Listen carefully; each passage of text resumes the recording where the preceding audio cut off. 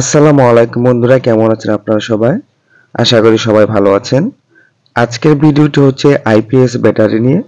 যাদের বাসায় আইপিএস অথবা সোলার প্যানেল আছে তাদের জন্য আজকের ভিডিওটি অনেক উপকারে আসবে। আপনারা অবশ্যই ভিডিওটি শেষ পর্যন্ত দেখবেন।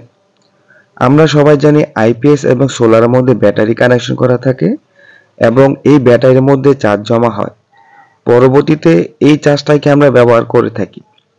এখন মূল কথা হচ্ছে ব্যাটারি কিন্তু একটা পরিচর্যা আছে যেটা আমরা অনেকে করি না, অবহেলা করে থাকি, যার কারণে ব্যাটারি খুব জলদি নষ্ট হয়ে যায়।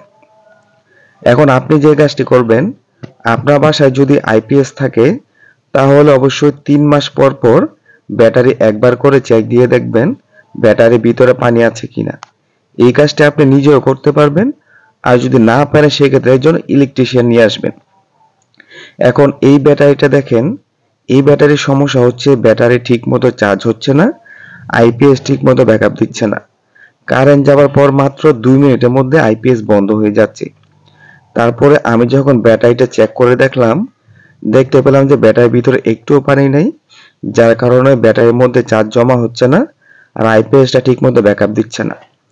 এখন যদি এই ব্যাটারির মধ্যে পানি দিয়ে দেওয়া যায় তাহলে ব্যাটারিটি আগের মতো চার্জ জমা হবে এবং ঠিক মতো ব্যাকআপ দিবে। এই আইপিএস ব্যাটারি পানি আপনি যে কোনো আইপিএস এর দোকানে পেয়ে যাবেন। 5 লিটার পানি আপনার কাছ থেকে 100 টাকা নিবে। তারপরে এখানে ব্যাটারির মধ্যে 6টা চেম্বার থাকবে। সবগুলো চেম্বারে সমানভাবে আপনাকে পানি দিতে হবে। চেম্বারের উপরে যে বোলগুলো থাকবে এগুলো খুলে নেবেন, তারপরে সমানভাবে পানি দিয়ে দিবেন। ব্যাটারির ভিতরে যদি পানি না থাকে সেক্ষেত্রে ব্যাটারির মধ্যে চার্জ জমা হয় না আর আইপিএস ঠিক মতো ব্যাকআপ দেয় না।